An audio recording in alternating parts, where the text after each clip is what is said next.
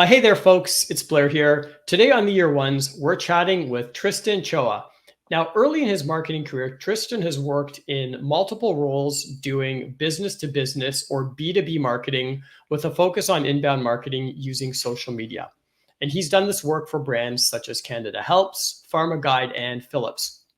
And recently, Tristan started Beyond Redemption, a consulting firm that leverages awards and points based travel to help small businesses travel better and reduce their expenses.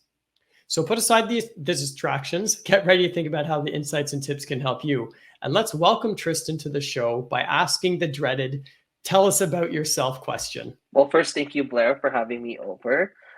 So to answer this, I usually go in my interviews, 4 years marketing experience, graduate George Brown, like from our program, and working in various marketing roles that mainly focus on nonprofit and B2B marketing.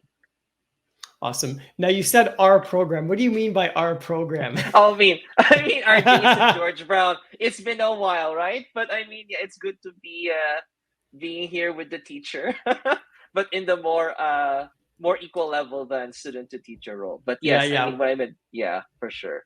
We learn together, and it's Yes, nice. exactly. It's nice to build the community and talk to good folks like you who are doing different things in their marketing career and learning Correct. from you as well. So Correct. Tristan, let's start by going to one of your early roles, and that was as a marketing and social media manager at PharmaGuide. So tell us about the organization and your work there. What was kind of a typical week like in that role? Right. So PharmaGuide is a small startup. It's still around, but still small. I was there for almost short under a year because they just needed a bit more of a short term stint. And basically, I ran like marketing campaigns, emails. I had to be their brand person because I had to grow the brand from start, like, going in my creative side, leveraging like font colors, fonts, that kind of thing that isn't always taught you. And you have to kind of learn yourself. And on top of that, you had to wear multiple hats because it's just me, sorry, and me and the CEO, and there's no one else. I mean, there was like engineers to kind of bounce off ideas of how to position the software, but that's kind of what my day to day was. And given it was COVID, it was a weird time of working, you know, uh, working in a pandemic, and I actually had to work in office. Could you believe it? Because it is a pharmacy, so the office is actually owned by pharmacists who have their office in a pharmacy. So because pharmacists were necessary workers, and I Okay. had to work in a necessary environment. Although I don't, I'm not prescribing drugs or anything, but that's kind of why I had to go twice a week. And could you believe it? I actually commuted from downtown to Richmond Hill twice a week in the pandemic. So Interesting. that was a very interesting time for sure. So you were like basically a marketing team of one, and we've talked to a few other people who've been in that sort of role. So how did you how did you find really starting your career in marketing as a marketing team of one? What did you, I don't know, what did you learn? What did you like? What was like, oh, this was tricky? Like, tell us more about that for other folks who might be getting into a similar situation. I think there was also definitely a level of maybe a mishire, in honesty, because I did feel that my boss wanted a more strategic person, and I have some strategy, but given fresh off being graduate, you're not like have 3 years and can like actually run, like you've actually experienced running a paid campaign with the brief, the strategy, execution, analytics, optimization, rinse, repeat. So it was definitely tricky to say like what is the first campaign or what are we going to do first. So I just took to the basics of what I learned already at my class and just say like, hey, like, okay, email marketing, how are we going to optimize our messaging, making sure we're driving the right messaging to make people do certain actions, or aka like conversion, making people buy subscription, all that stuff. Social media, because they never had LinkedIn, so I had to like create their accounts, keep posting consistently, create value, those types of things. And then like, be also the graphic designer because I had to also graphic design. So I really had that one, that role you hear that like, oh, you're supposed to be data analytics, creative designer, paid marketing, email marketing, social, and all in one role. I had that experience. It was Yeah. definitely like to cut it short, TLDR, uh, it's just me being thrown to the wolves because even the internship that was part of the George Brown program did not really set up for me. It was just a good segue just because my internship during George Brown, it was actually a health news website. So I think that's kind of how I got the interest for PharmaGuide because of the health relatedness. But the marketing level required was definitely a bit above, and I was kind of feeling I was just I was just like how you say it, just swimming, barely swimming in the deep end, just treading water, so to speak. And that was definitely it definitely pushed me further to think more strategically and critically and learn how to advance my positioning on like, okay, I think we're gonna do this. Here's the reason why. Because usually in first year roles, I know it's more like you follow, then maybe after 6 months you lead. Whereas me, I had to lead already the first day. Yeah, so as a team of one, you're thrown into a leadership role. There's not as much mentoring, which we hear in early career. You have that. You talked about thrown into the wolves and then swimming in the deep end, which both sound kind of ominous. But once you kind of get Yes. in there, you sort of fit. You can kind of figure out your way. But Yes. it can be tough if you're not expecting it. And hopefully for now we can help folks who might be getting into that know what to Right. For expect. sure. Now, just Yes. what did PharmaGuide was business to business. What did they do in I guess the pharmacy space? What were they like? Yes. Who are their customers? What were they marketing? So it's my understanding, and it might be a bit rough, but to my best knowledge during my time there. So the software helps expedite forms for pharmacists to claim payments from the Ontario government for it's the more expensive drugs that senior use, and it's like there's various forms they need to sign, and they try to expedite. Think of it like Adobe PDF signature filler, but rather than just your name, it's like all these like codes and certain drug names and whatnot on a mass scale, just because these forms are 50 pages and they usually are handwritten. So Oh wow. the company actually thought about, well, these people are already busy, like prescribing drugs, being the client facing person we see when we are acquiring, but I have a cold and I didn't want to wait for a doctor. Can you just tell me an answer quickly? Answering calls. And then they have to do this because by not doing this, they don't get the money. And there's lots of money at stake because, seniors have more complicated health solutions. So that's what they were doing. So I was basically marketing to like small independent pharmacists because they're the ones who are behind the tech. Like, we weren't targeting shoppers or any Rexall just because they already have the infrastructure. We were targeting those ones that are your mom and pop who are struggling to get it all together and help them succeed. So that's kind of what the business was doing. Got it. And one of the things that you mentioned when you got started there, and I feel like this is an important lesson, but I just want to bounce this off you a little more. So you started with the organic stuff. You went, let's look at our email, and let's look at our social, and we're business to business, and we're not on LinkedIn. So let's do that, as opposed to, my hypothesis is folks might immediately think, oh, I need to go to do advertising, or I need to do paid. So Yeah, how did you sort of you used you used the force, your sense from what you learned to decide that? yeah, and I think you hit a touch point that yes, I kind of haven't been talking about paid, and the only paid, actually, no, funny enough, the only paid campaign I did was the one you were running when you posted on LinkedIn, I think 3 years ago, when you were looking for like ex graduates who wanted to take on your students to do that um pseudo Bing ads campaign thing. I think you remember that. Yeah, I Yes, the had one of your Microsoft students. Advertising Challenge or the Bing It Yes. Forward Challenge. Yeah, yeah. Yes, I had one of your students. We ran that. That was actually quite successful because we got some seniors who call, because usually seniors are the one who's on Bing. So it actually made more sense to actually take at your offer. But other than that, we've only done like $50, $100 budget. It's just because again, it's a small company. It was almost like you could almost put a sense of it was like a side gig, but blown on full on operation. So obviously budgets are tight, and marketing isn't always. I know marketing in a sense tends to be has this focus on paid, but really, I mean, with so many tools and strategies, paid is not a requirement.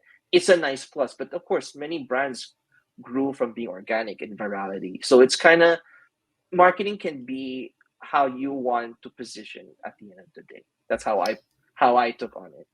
Yeah, I think that's great. And there's an interesting lesson there because I know in the education side, and I see the learning content and even people who are teaching it, like advertising sucks the air out of the room. Everybody, and it's in the content still is very advertising first.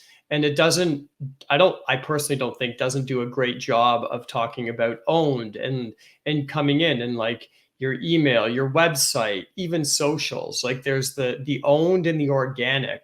There's a lot that you can do. I don't want to say for free, but because there's always resources involved, but especially for business to business where you might have sales folks involved and your audience is really clearly defined. Um, Starting off with kind of the basics and you jumping in and trusting your instincts sounded like the right plan. Yeah. Actually, it's kind of funny. I was sales for that role. I didn't do Okay. marketing. I actually was sales You for the literally full. did everything. You're No, I am the full. I am the living journey. I am the living customer journey from envisioning to analytics with the conversion. Yes, and yeah. maybe a bit of success if you actually want to add that. But yeah, I had to do it just because that was actually technically the role title is actually sales and marketing, but my LinkedIn changed it because I, of course, wanted to emphasize the marketing aspect. But yeah, I mean it. But I do want to touch on an important, which many marketers often forget, is that we really have to be friends with sales. I don't think we could ever work to if we are always separate. And I've seen being in hopping in multiple organizations, it's so key to work with sales because they are the ones who, at the end of the day, are the ones bringing the money. We can just drive a very hot lead, but it's up to them to like convert it to us. I mean, and especially for more larger contracts or things that require a customer facing negotiation and such. That's kind of what I believed, and I think that's a key lesson because that's what I learned. Like, okay, understanding the full cycle of the journey from interest to desire to conversion and then post sales is so key, and I think that's what sets you up for a good marketer because you're thinking beyond of just I'm creating a post or I'm just doing an ads and it's like great I'm making, but it's also thinking the grander scheme of things which will help you thrive in any marketing career. Yeah, I definitely think for business to business, that's a bang on. That's a hot take right there. And we're early into this episode. Is if you're working in business to business marketing, there's probably a sales team involved, and the more that you work with them as an internal partner, the better that whole sales and marketing are two sides of the same coin. So thanks for bringing that Right, up. right. So let's on this idea of B2B marketing. Let's talk about that a little bit more. What sparked your interest in business to business or B2B marketing? What sparked my interest, actually, funny enough, is I actually did an internship right after high school from an alumni, and they were doing it's another software company. I only did for a month, and basically what they did was they were doing this is back in like 2015. So this is like the days when it was so unique to have an iPad POS system or point of sales. Basically, you could cash someone out through the iPad, and then the credit card's magnet reader would be attached to the microphone hole. Like, I mean, my goodness, that doesn't exist most days, but yeah, that's like what it Yep. is. And you that was the solution, so that this way you can there was no friction. You didn't have to make the customer go up to the ring. So during that time, I was learning about. It was more of a learning internship rather than doing internship because I was doing market research, learning about even the hot tools they always see in your first roles, like, have you used Trello? Have you used this? And it's like that's kind of experience on that, and thinking about the marketing cycle. And of course, like the only thing I probably did was trade marketing. Like I actually did a trade show, and that's another whole topic of itself because that's a whole industry of itself. And also the marketing, like emails, blogging. That's actually the first time I really learned that blogging is not just like your diary, but really blogging in the sense of creating value, long form or long written content that drives value and makes people engage with the segment, like learning about like beyond the FAQs, like okay, this is actually how I can envision this solution or this product or whatever into my life. And that's why I learned like that's what blogs are, why they were lucrative at that not at that time and up to now, of course. So it was really a lot of, so out of high school, you had this opportunity, Yeah. and it was really about content marketing. Like there's events, which are in-person content. You talked about Yes. blogs and email, which are like some of those fuel for content marketing. So it sounded Right. like that spark of, and content is about being valuable and helpful to hopefully get the audience to convert. That sort of resonated with you. Right, right. Yeah, that definitely was like the planting seeds of what the B2B marketing. Though I do have a segue, but which is that I only did for 1 month because the second month I did D2C right away because I worked for a telco and we were doing the marketing for an Ariana Grande concert, and I got to attend the concert for free. Thank goodness. That was probably the best gig I've ever had because the tickets were quite crazy. But I did learn more about like SMS marketing, which is a very unique thing. Corporate, it was also telco, so I learned more. That's my first taste of corporate culture and like providing a brief and you know voicing your reasons why this campaign should work, and a lot of more like omni channel where there's more things at stake. There is paid, there's billboards, there's all kinds of things, and that was 1 month, but I did learn. So I think that's kind of helped me shape my perception of okay, what kind of marketing do I want to be? Because you can't always do both. So yeah, Well, you know what though? Even like an event is an event. It could be an Ariana Grande concert or a trade show. a trade show, Yes. and being able to get attention, get a registration. Like you're basically trying to get somebody to buy a ticket usually, or choose to come Yeah. if it might be free. So doing that, understanding how to market an event, I think is somewhat. It's transferable across, you said B2C, which is business to consumer, or B2B, business Yes. to business. Yes. Yeah. So then, Tristan, now let's go to what you're focusing on now, your business Beyond Redemption. Tell us about that and how that came to pass, because as I understand, it's something having to do with travel.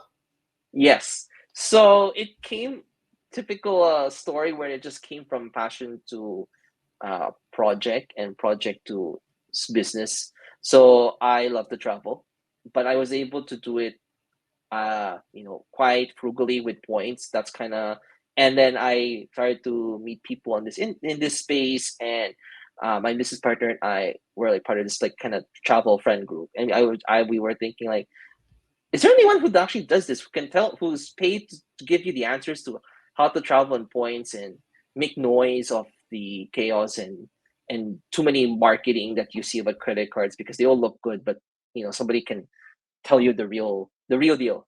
And that's kind of how it bloomed. And also partly it's because we had friends coming to us and say, hey, like I value your advice. So it's kind of that.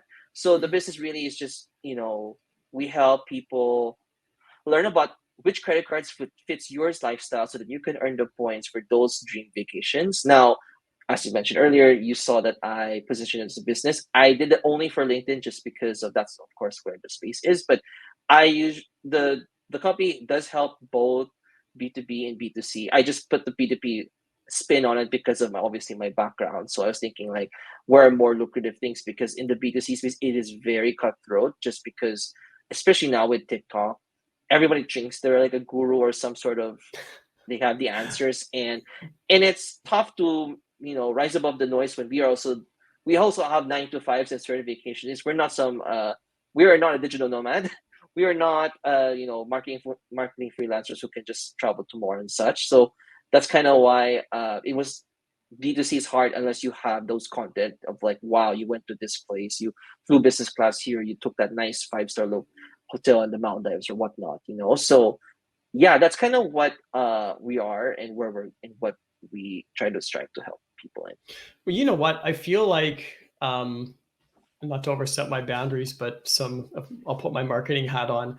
Yes. If you're thinking about this space, focusing on like the small business customer who is this, it's a specific niche, right? They're going to travel in a different way. They're going to have different Yes. needs than a leisure traveler.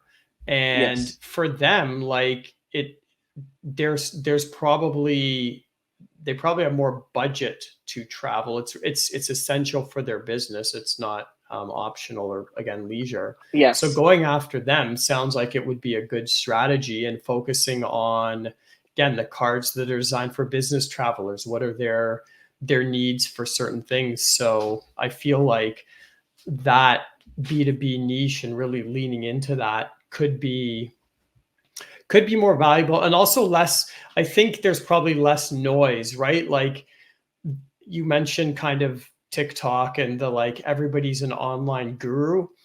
This is I need more data to validate, but my gut is telling me a lot of that is very B2C. Like it's like consumer stuff. It's like Oh, that's right. how That's what I how to meant. get that 5-star Mexican resort for $100, like stuff like Yeah. that. I feel like is very, it's like consumer huckster stuff, where Yes. if you're a Yes. business person, you're not going to necessarily be relying on that to help you make your decisions. So I don't know. I feel like a good space for you is the small medium business Yeah. person. Yeah, So because you can hit two birds in one stone because small business owners or small business people would both travel for fun because after all, people do need a vacation at the end of the day, and of course, travel for business to trade shows or meetings or clients and whatnot, and especially in North America where trade shows are like still the life and blood of small medium businesses who are trying to get into industry, make connections and such. But sometimes it's just the plane ticket is so expensive, or the hotel is just you're not at the greatest hotel to recover from a very engaging day.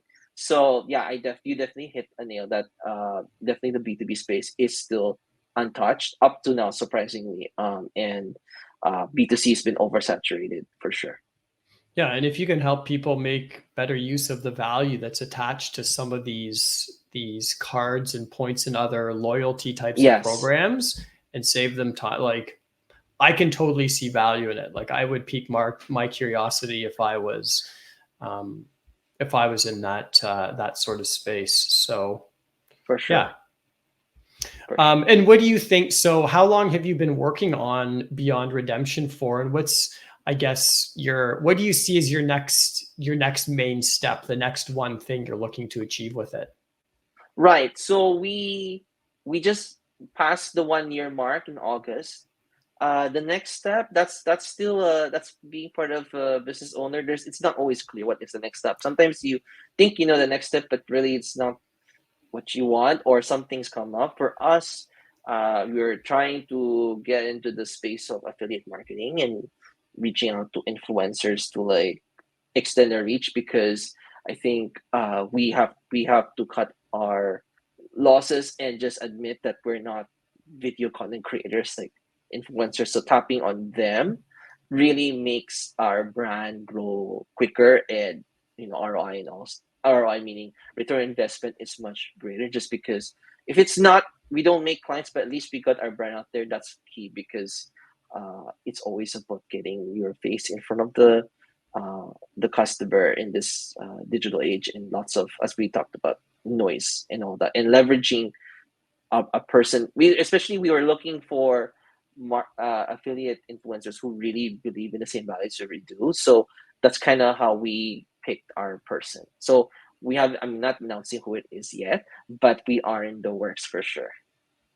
Nice. Well, we'll look forward to hearing about what that next step is, and you can share it with us, and we'll do what we can to spread For that out. sure. So at least you said sometimes the next step isn't clear, and maybe it's not what you expected, but at least it sounds like you've got a plan you're working towards, and see how that unfolds. For sure. You do have, but it's more about being open to curveballs and things of like a door just open, but it's only fleeting. So take it or leave it, you know? Got it. So Yeah. Tristan, let's maybe this is a nice segue into this question. So what keeps you up at night or is on your mind about marketing in general right now? I think this is the very obvious one, and I hate to be cliche. AI. And I know. I don't know if like I'm sorry, but if I may have not I don't know if somebody else talked about this in the previous podcast, and it's my fault for not listening to all your Everybody in podcasts. 2023 has said AI, except for no, pretty much everybody. So don't worry about it. Right. AI, but I think it's not about if it would steal our job, but more of how can you leverage it and enhance your skills to be foolproof for the future. Because I think the we're not there yet that um the AI can make a very customized marketing campaign. It's still not. It can derive blogs, and as if you still remember, ChatGPT can only derive things from 2021. So again, lots of content has been posted since the last 2 years. So and it's still not there to be super tailored. It can to an extent it can, but not. But it needs a finessing. And I think that's what we're marketers are trying to do. Is how do we work side by side with I think that's another. I think the question of replacing and hold the thing of itself way in the future. But it keeps me up at night because it's more about also how can we integrate and learning because there really isn't much like official learning ways. You have to just kind of find it yourself through some TikTok content creator who has the who claims to at least said that he knows the algorithm. He used this AI to boost SEO or search engine optimization. He used this to make 5 Google Ads copy in like 3 seconds rather than doing the whole thing. So I think that's what's it's just the worrying factor of course it will lead to headcount loss, meaning less workers. But I think that if you position yourself well, that you are agile, you're embracing technology, which there's still marketers out there who refuse to touch ChatGPT. And I think if you position yourself and be embracing, I mean, the fact that social media was like what 2012, 2010, like social media marketing, like going on Facebook, it's already 10 years since then. I think like you have to accept the fact that marketing continues to change from when we first were newspaper, then became radio TV, then it became programmatic web, social. Then I think now it's just the AI. I think that's just the way this industry works. Yeah, I think we have more tools to look at, and it's how do we use it to. There's probably going to be some job, I guess, sorting out, but for I think the majority, it's going to be how does it complement your role? How do you add skills around that to make you Right. stronger in what you do? So let's shift gears a little bit here and talk about getting to day one and the job search. So going to your PharmaGuide role again, tell us about your job search journey, because that was sort of a bridge between your final formal education, not high school, that was a previous journey, but after postgraduate and then into the workforce. So what was your job search journey like there? Right. I started the job search already during the internship just because my internship was very light loaded. I actually was doing not as much as I'd like to. So, and given it was pandemic, I thought a head start doesn't hurt. But to be fair, I do think that this is not the norm. And I want to be clear to the audience that during the time pandemic, and if you talk to my classmates like Hannah from the previous episode, it was tough. I'm not going to lie. It was very tough because you would only see 3 posts a week, 3 internship or first year roles a week. It was very tough. And you knew that these positions were obviously taken because maybe there's somebody who had 2 years experience or 3 years and already filled those roles. So it was always trying to find ways to just make your resume really stand out, really connecting with the interviewer and all of that, and be savvy. Like find job portals that don't always are common. Like go beyond the LinkedIn and Indeed. There's so much. I have my fair share of secrets of where I also find roles that aren't always publicized that are great for finding roles. That kind of thing, because that's what really comes down to it. And that year one, I think you also need, and as a mental, as a person note, like you need to have the mental grit. Don't give up. It will come. It will take a while, but it will come. And I think that's kind of how you should build. It's a great human learning experience for sure. Building your grit, because getting a job in a recession is not great, but if you can get through it, you can get through anything. So a couple of things there. First, can you give us one of your secret job search sources that's not Yes. LinkedIn or Indeed? Yes. For sure. Founders Beta, that's where all the startups are. They may have replicate on LinkedIn. Mars Discovery, another one, same as Founders Beta. Well Found, or previously known as Angel List, they're also hire. The great thing about that is they also have startups in other countries that are willing to hire remote in Canada. So if you're looking to be in an organization and possibly get into digital nomad, that's also one way. Ora is a bit European, but it has some European companies hiring Canadians. Um, those are my key ones. Oh, Charity Village. If you're interested in getting to nonprofit, and I'll just say this briefly because we didn't talk about nonprofit marketing, is that I find that nonprofit marketing is so valuable and you learn great skills as much. And people don't apply as much just because they think that, oh, it's not as high pay. Yeah, I mean, pay is important, it's a factor, but if you're getting the skills you are needing for that B2B or B2C role of like, paid ads, SEO, website development, all that stuff, you still can get that in a nonprofit. And you at least can sleep well at the end of the day that you help a certain cause, whether you're saving lives, animals, the environment. It's all in the like a good feel package. So Charity Village is one if you wanted to get your feet into nonprofits. So yeah. Thank you for sharing those, Tristan. Yeah, and I think it's a good point on not for profit. I've spent some time in for profit and not for profit, and the marketing need is there.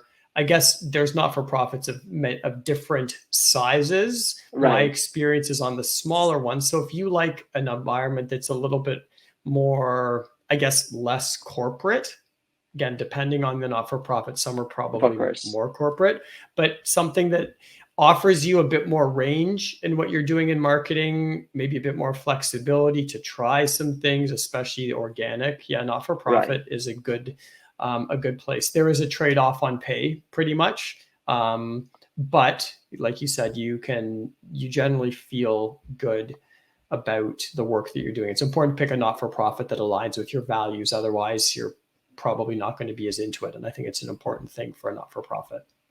I do, but there's also one I do want to add is that it is one of the few industries where if you get in and you stay in, you're super high in demand just because not many people get into the first place because they avoid it, and you can become an industry expert, which it's kind of hard for nonprofits to find digital marketers because usually, for context for people that most marketers actually in nonprofit space, what I've experienced so far is you actually come from a PR comms background, and then you just do social media and this as an add-on because you did some, light training or whatnot. And if you can, I think that if you came from marketing and you can prove yourself well that you just need to learn PR, I think it's much stronger because PR and marketing, where you can attest to this, that it's not really the same thing. It's a wholly different kind of written communication style.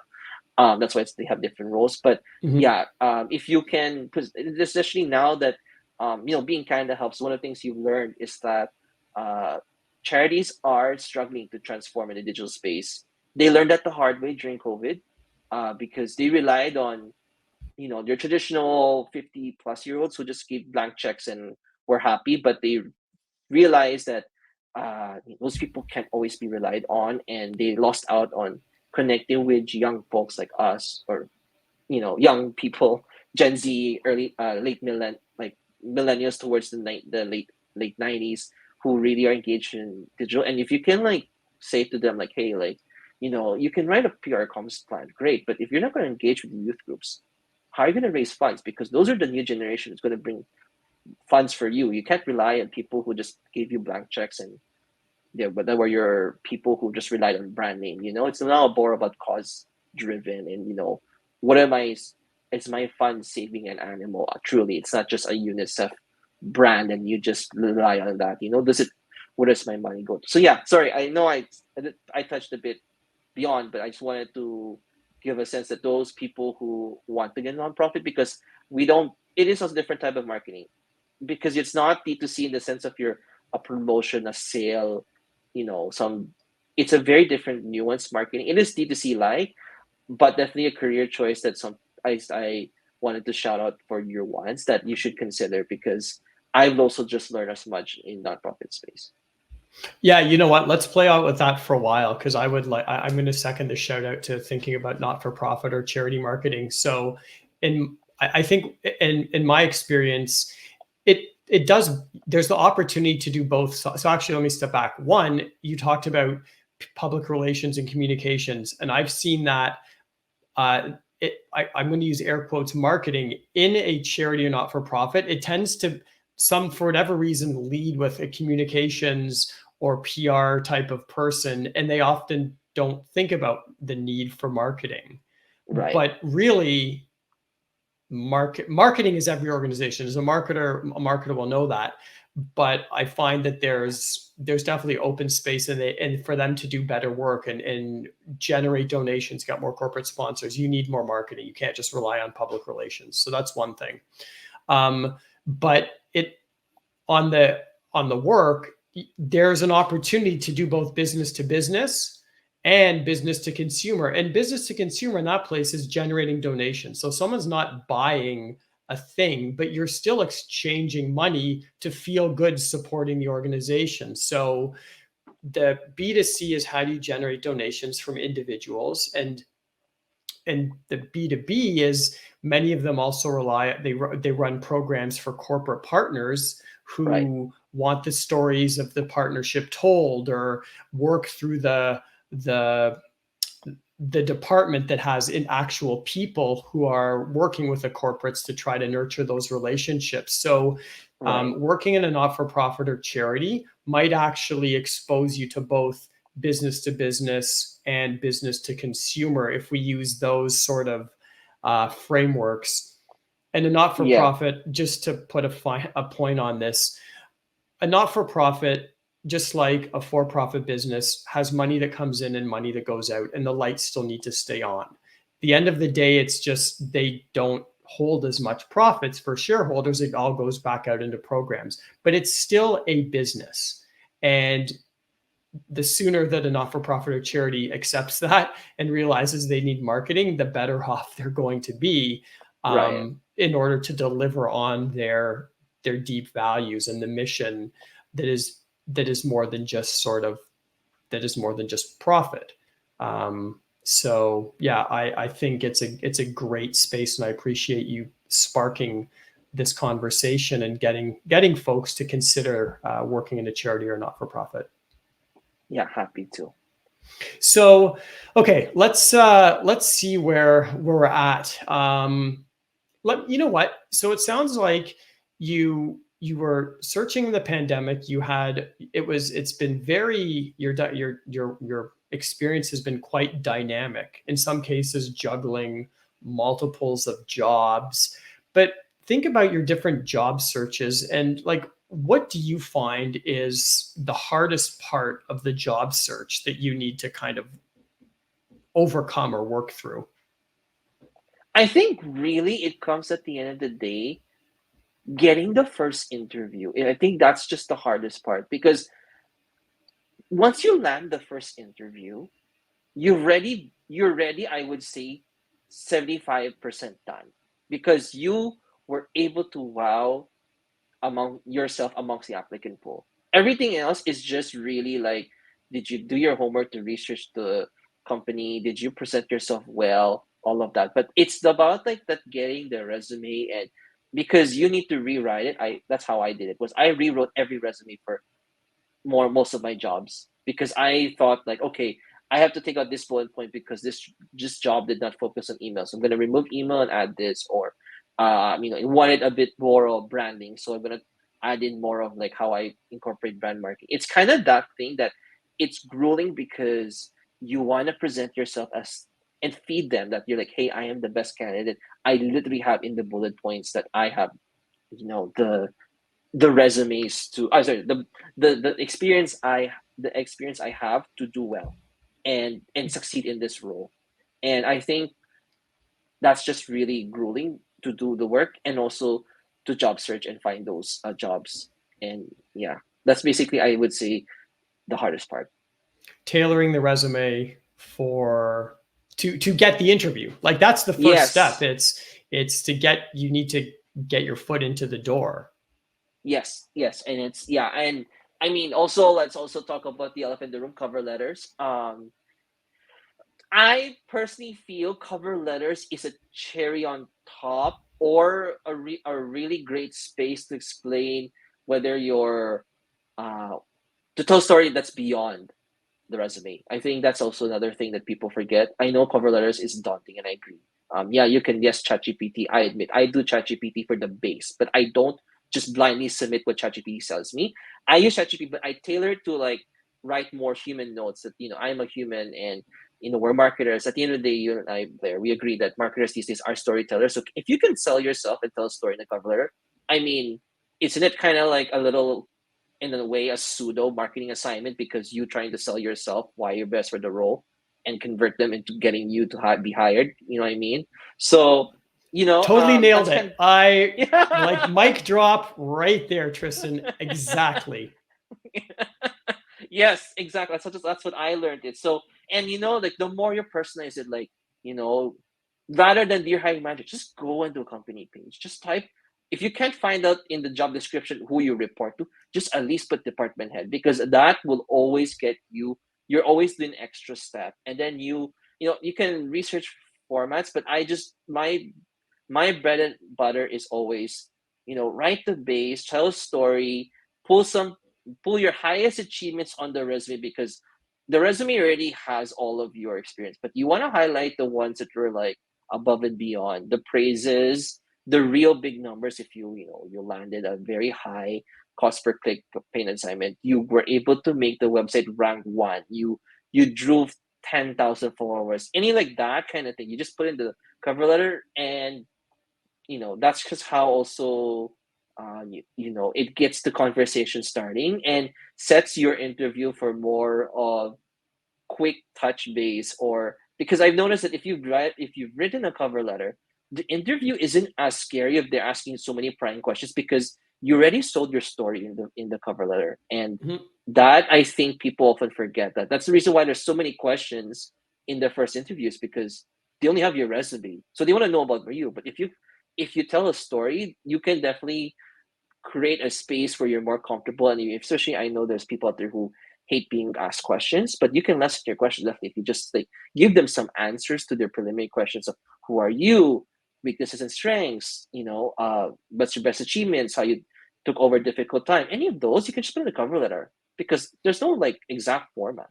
Unless Yeah, there's except there's those few companies say you have to mention your pay and put little this word unicorn in the third paragraph to prove that you read this job description. I mean, those are very rare these days, but you know what I mean. You've seen those. yeah. So yeah, but other than I that, think that's it's kind because a of lot of the letters are not well done. And frankly, I hate that it's called a cover letter because I feel like it undersells it. Like I don't even know what it means. I preferred it to yes, be an introduction letter. It's like my introduction to you and yeah. how I am here to help you. Cover makes it I think it diminishes the importance, and too many people then don't put in the effort, but it's to their detriment. I think even the term itself, letter, is even now outdated, because Gen Right, Z doesn't sure. even write, like, they don't write postage stamp and mail and snail mail, all that, and we do email. So like, it's like, what's a cover letter? Like, that sounds like very grandma era kind of We're gonna I'm writing. gonna But yeah, you know what? I'm gonna riff off of that and figure out a new way of playing with it. The introduction something. But yeah, Yeah, totally. It's the written regardless first of what you interview. call it, it's the approach to it, I think, needs to be it's storytelling, it's the connection of you to them, and you need to approach it like that. And there's also like I want to add just one more thing is that there's just sometimes where you know that you've only filled 70% of the role, and you can just try to like say to them like, I know the strategy, or I was exposed, because again, like, people are, I mean, let's be honest, it is cutthroat when it comes to reading resumes, and if you don't explain yet you have this skill of, you did Google Ads or whatever, you can try to expound it in the cover letter, or at least, or try to woo them into say you were amazed or you have value. I guess I think another key thing people forget is, yeah, there's a reason why values exist in the corporate page.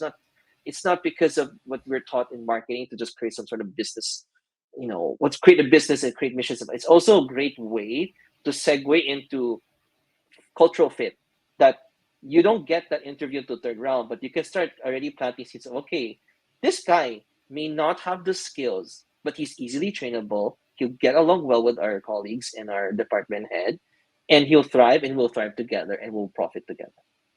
Yeah, yeah, some great points here on the cover letter, Tristan. Thanks for No sharing that. worries. No, I think it's awesome. Okay, so let's flip it around. So you've got the job interview, and I'm going to ask another typical job interview question. What's a brand or an organization that you think does good marketing?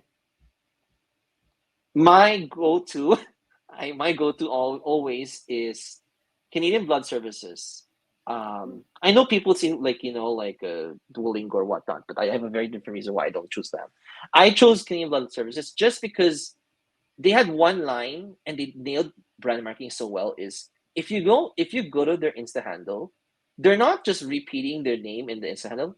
They call themselves Canada's Lifeline, and I think like they just nailed the marketing in 3 words. You don't have to, like, it stands a lot about what the brand speaks about, what they're trying to solve, and who they're carrying to, and it's like, if you can market yourself in 3 words and make a lasting impression, I don't think you need the whole. I mean, what's the point of all this long form copy of trying to rank and what? So for me, it's like, they, on top of that, they do community building.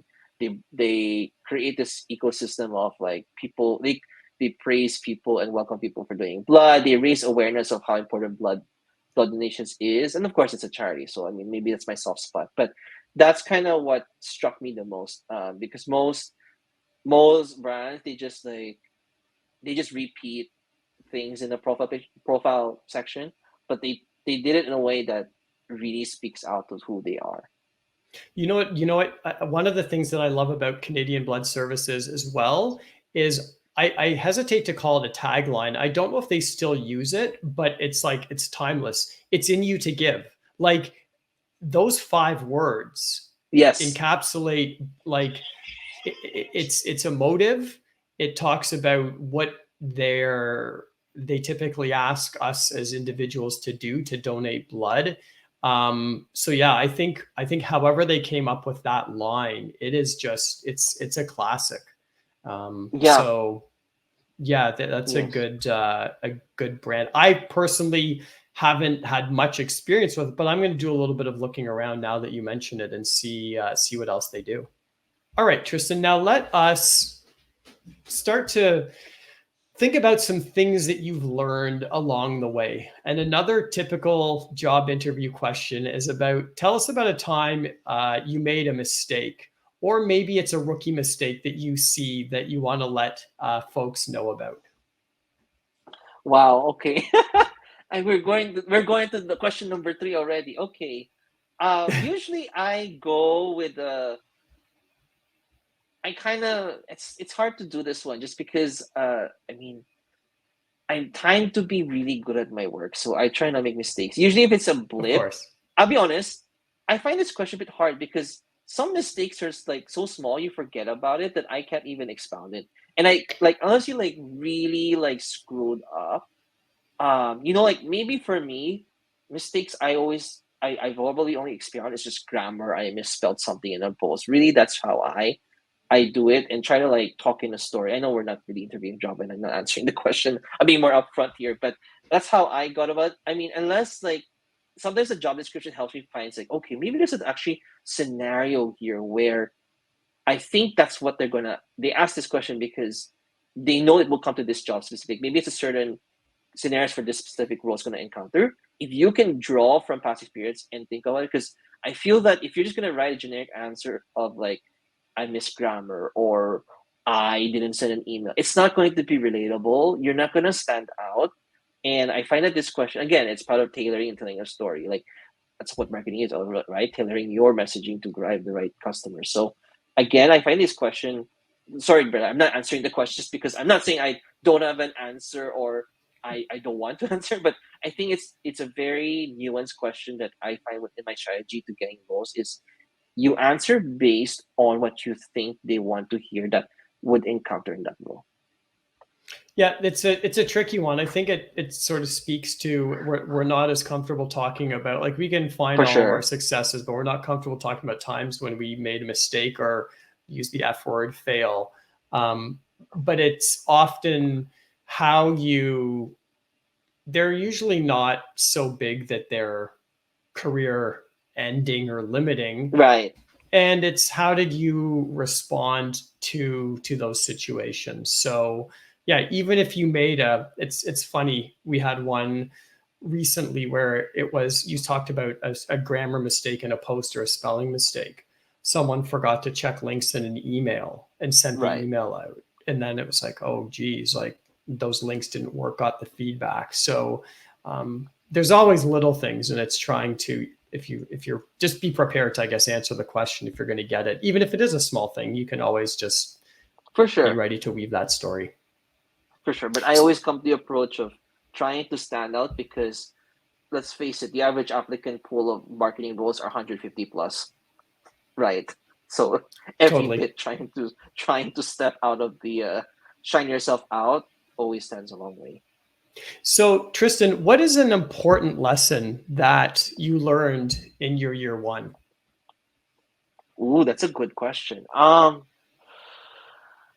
think picking your, I know this maybe sound cliche or not, but I actually think that picking the right job really sets you apart in your first. I know this sounds a bit like, what are you talking about? But I come from the perspective that I think that if you, the first role is like, it starts the trailblaze because I feel that you start to specialize in one thing and then you build up on that because the only fresh start you get, like other than this, if you do, is like you do career change and you switch to a parallel role like sales or customer or product or whatever. But in your first role, doing that picking the right company and picking the right role really sets and gets the ball rolling. I like you it will the reason why I say is because also that if you want to pivot, it's gonna be harder because you can of course try to sell yourself, but if you know you wanna like work for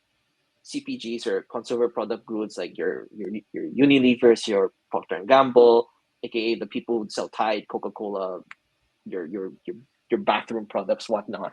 If you want to get into that, then you might as well start there. Like don't try to just pick any job and then do it and then pivot in. I think that if you can get that internship or whatever, and that's really what I would say is, how you should start your career. Yeah, there's a little bit of, you don't there, it's tricky because you don't know what you don't know, but having some Exactly. self-reflection, maybe listening to a few year one episodes, shameless plug, where or talking to people that can help you sort things out so you have a focus. You can change, and many people do. I have personally Yes. changed roles, but starting off on a good foot, it just sets that foundation a bit earlier. Right. And I know this sounds a bit cliche, and I don't know if people know this, but there's just something about people who graduated marketing in from coming from the CPGs or like as I said earlier, they just land the roles. Like it just comes to them. I just feel like I don't know. I think there's something about I just say that I respect people getting to CPGs because they really learn the true bread and butter of old style marketing that you don't see this is because the ones you see these days are demand generation, growth, community manager, the ones that are more niche or specialized. When you work in CPGs, I feel like I'm just saying that I would encourage people to consider just these roles. Sometimes it's just because it comes to it the jobs will come to you. I'm saying this just now because if you're going to year two, and the recruiter comes knocking on your door in year one and you didn't get that raise or you didn't get a recognition, at least you had the company say, well, I'm ex Unilever, I'm ex Coca-Cola. I did this campaign to promote Cokes on Cineplex theaters or whatnot. Something like that. That's like gold. Because other than that, it's kind of hard when you're in like the small medium businesses, or I mean you could get into like the banking sector, but I know that it's not as marketing driven. It's just basically managing agencies and whatnot. But versus, I mean, but you don't really engage with the product. Versus if you're usually in these consumer product goods companies, you're like assigned to this one product and you live breathe it and you try to create the journey, and you're taught very key skills that you don't often get in other roles. Yeah. So, I don't remember your full background if you've been in consumer packaged goods No, or I haven't, but CPG.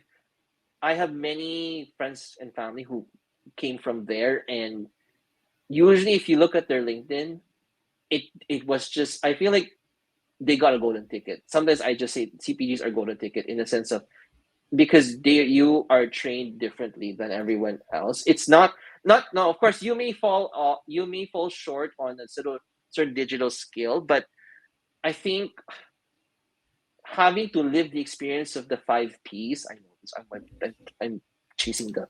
I'm drawing from class again, but the five P's and Yep. living, breathing. That is so key because that is what weather the storms of virality trends. Trends will come and go, but if you know your cornerstones, your five pillars of the P's and all that, you really will thrive in marketing because there's a reason why. And think about it, consumer product goods are still here up to they're the same companies from like pre-1920s. Most companies don't survive like that, and they're there because they understand how to position the product always. It's not about some they did some spin on TikTok to do a trend and then it just dies and everybody forgot. They're always there. They will be there. It may not be, I say it, sexiest. Type is not a sexy product. It's not crypto or it's not some software B2B tech, but the things you learn, the connections you build, and I think the key skill that I always find that there's some marketers you don't get is the managing agencies, because not every company has a budget for agencies, but CPG has. So working with influencers and agencies are another skill that can get you if you want to position. I mean, you could actually pivot from there to account coordinator Mm-hmm. and account executives because you've already been on client side, so you can hop into agency and all that. But that's another topic. But that's kind of what I've seen is that I personally I wish I could have tried harder to get into CPGs, but of course during pandemic they weren't hiring, so it is what it is. But there's a reason why they're so good.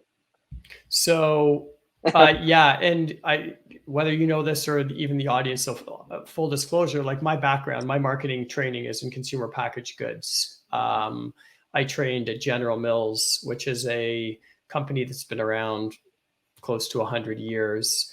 And one of the things that I say, and I'm happy to have conversations with folks on this anytime, but like when people ask me about, I say I'm a marketer because I've learned like it's brand management. It's all about understanding the business. You talk about the P's. It's not just marketing communications. A lot of people work in marketing. It's just marketing communications, but training in consumer packaged goods, you own the brand, you own the business. So you think about distribution, you think about price, you think about innovating the product. The closest thing I think that I've heard that's more, say, 21st century, now CPG is still completely relevant. Like all of these products, like I'm sipping from a water bottle that's like product, and all like our goods and everything we use Right. is product. Um, if you work product in a tech company, that's, I think, the closest equivalent, where it's not just the marketing communication, but it's the product development. You're probably having conversations about how to price it and how to position it, and maybe how to distribute it, even if it's online. Are you selling it directly on your platform? Are you going to third-party platforms? In some cases, how does it get out there? So yeah, consumer packaged goods. Now, typically the education there is more like, they're hiring out of like a business school, a commerce degree, or a master's of business administration, typically. This is a topic I'll for just another add day. one note, but it does give you that that marketing. Like yes. It's less tactical and more strategic, and it's beyond just marketing communication. Two notes to add, just so that just to follow up. One is to people who think about product in B2B, I do sense that the product in B2B is a bit cultish. I do find that because these tech roles, or whatever you want to call the Silicon Valley people, I have a sense that they prefer to convert someone from anyone in the company, like success, marketing, sales, to be product than hire externally, versus CPGs. They're more welcoming. Unless you have an in to these software companies, I just find product is almost nearly high gated, and it's really tough, even if you have a great resume. It's just because, again, these are, they're startup found. They have, they have funds to raise, and they're from venture capital. So it's a bit nuanced on, like, okay, well, I want somebody who really believes in the product just as much as I do, not just some sort of guy. And a second note is, yes, CPGs to get into MBA is required, but with Blair, I actually got first round interview PNG, and I was the only undergraduate. Everybody was MBA graduates. So to all year ones, you don't have to be MBA. Actually, now I find No. MBA now these days. But it's just that if you can, as I said, the power of the resume can wow people. And despite the logic puzzles they try to throw at you at the PNG website, but